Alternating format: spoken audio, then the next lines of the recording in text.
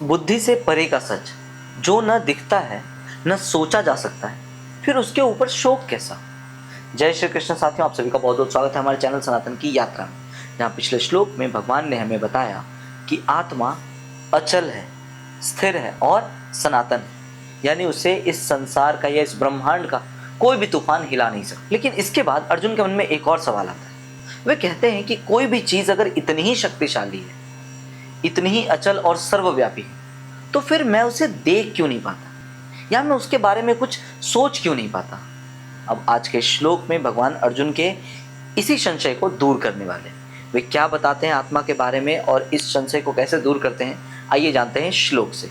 दूसरा अध्याय 25वां श्लोक। अव्यक्तो अयम चिन्त्यो अयम विकार्यो अयमुच्यते तस्मादेवं विदित्वैनं नानुशोचितुमर्हसि। यह आत्मा अव्यक्त है यानी इनडिस्टिंक्ट है, यह अचिंत्य है यानी इनकंसीवेबल है, और यह अविकारी कही जाती है यानी अनचेंजेबल, जो कभी बदल नहीं सकता। इसलिए हे अर्जुन, इस आत्मा को ऐसा जानकर तुम्हें किसी भी प्रकार का शोक या दुख नहीं करना चाहिए, यानी तुम इस आत्मा को पूरी तरह दिव्य समझो। पहली चीज तो भगवान कह रहे हैं कि यह अव्यक्त है, तो हमारी आंखें तो केवल उन्हीं चीजों को देख सकती है जिसका कोई रंग हो, रूप हो या कोई आकार, लेकिन आत्मा तो अव्यक्त है यानी वह तो निराकार है। जैसे हम हवा को देख नहीं सकते लेकिन उसे महसूस कर सकते हैं, ठीक उसी तरह आत्मा को भी हम देख नहीं सकते, इसे हम सिर्फ अपने आत्मज्ञान से इसका अनुभव कर सकते। दूसरा कहते हैं भगवान कि यह अचिंत्य यानी यह हमारे सोच से परे है। हम इतनी आसानी से इसके बारे में सोच भी नहीं सकते, क्योंकि हमारा दिमाग केवल उन्हीं चीज़ों के बारे में सोच सकता है जिसे हम इस फिजिकल लाइफ में देख सकते हैं या जिसे हमने कहीं देखा है।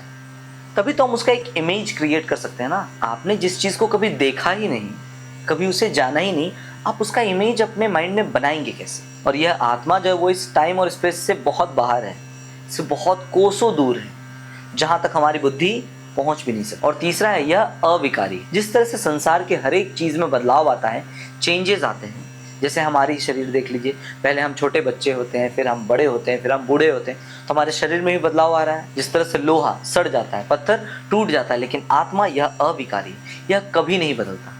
इसका स्वरूप जैसा पृथ्वी के होने से पहले था वैसा ही आज है और वैसा ही आगे भी रहेगा। इसका स्वरूप कभी बदलता ही नहीं। तो भगवान कहते हैं जब तुम इस परम सत्य को जान गए, तो फिर अपने इस नश्वर शरीर के लिए या जिनके सामने तुम युद्ध करने वाले हो, उनके अगर नश्वर शरीर अगर नष्ट हो भी जाते हैं, तो तुम इस बात में शोक क्यों मना रहे हो। यह तुम्हारे जैसे योद्धा को शोभा नहीं देता। आज के श्लोक से सीखने वाली बात है, हर चीज में लॉजिक मत ढूंढो। जैसे आज के समय में लोग किसी भी चीज को बिलीव करने के लिए उसके लिए प्रूफ मांगते हैं। भगवान है तो कहाँ है, प्रूफ दीजिए। आत्मा है तो कहाँ है, उसका प्रूफ दीजिए। अगर प्रेम है, प्यार है, तो वो कहाँ है, उसका सबूत दीजिए। आज के डेट में लोग हर चीज के पीछे लॉजिक ढूंढ रहे हैं, लेकिन भगवान कहते हैं कि जीवन का जो सबसे गहरा रहस्य, जो सत्य है, वह तुम्हारे सोच के भी परे है।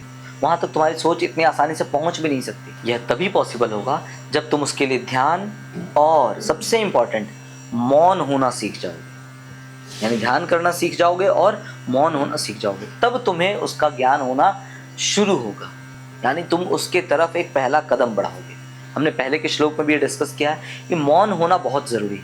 अगर आपको अपने अंतरात्मा की आवाज़ सुननी है तो उसके लिए आपको मौन होना सीखना होगा। और मौन होने का मतलब यह नहीं कि बस मुंह बंद किए और मौन हो गए, ऐसा मौन नहीं होगा। मौन का मतलब मन से मौन होना, आपके मन में शांति होनी चाहिए। तो श्री कृष्ण ने यहाँ आत्मा की थ्योरी तो पूरी की पूरी स्थापित कर दी है। उन्होंने कह दिया कि आत्मा अमर है, अचल है और सर्वव्यापी। लेकिन श्री कृष्ण एक परम गुरु हैं, वो जानते हैं कि अर्जुन के मन में अभी और भी सवाल आने वाले हैं। वो क्या होंगे ये हम जानेंगे अगले वीडियो में। साथियों, आशा करता हूँ कि आपको ये भगवद गीता की सीरीज पसंद आ रही होगी और आप इससे कुछ ना कुछ जरूर सीख रहे होंगे। मिलते हैं आपसे अगले श्लोक में। जय श्री कृष्ण, जय श्रीमन नारायण, जय श्री राधे।